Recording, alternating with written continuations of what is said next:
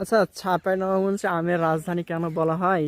দেখেন, একটা ছোট গাছে কি পরিমাণ আম, যেগুলার আমের জাত হলো হিমসাগর। এবং চাঁপাইনবাবগঞ্জের হিমসাগর আম যে খেয়েছে একমাত্র সেই বলতে পারে যে চাঁপাইনবাবগঞ্জের হিমসাগর আম স্বাদ কীরকম। আর আমগুলার কোয়ালিটি দেখেন কীরকম ফ্রেশনেস, একেবারে ফ্রেশ কোয়ালিটি। তো আপনাদের যদি এরকম আম লাগে তো অবশ্যই আমার ভিডিও ডেসক্রিপশানে হোয়াটসঅ্যাপ নাম্বার দেওয়া থাকবে, অবশ্যই আপনি হোয়াটসঅ্যাপে যোগাযোগ করতে পারেন।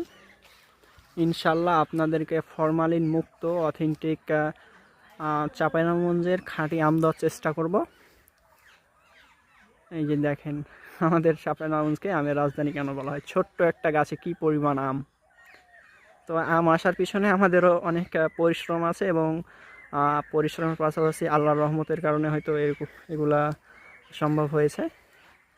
তো সবশেষে আরেকটা আবেদন করব, আপনাদের যদি আমার চ্যানেলে নতুন হয়ে থাকেন তাহলে অবশ্যই চ্যানেলটিকে সাবস্ক্রাইব করবেন এবং একটা লাইক দিবেন। আসসালামু আলাইকুম।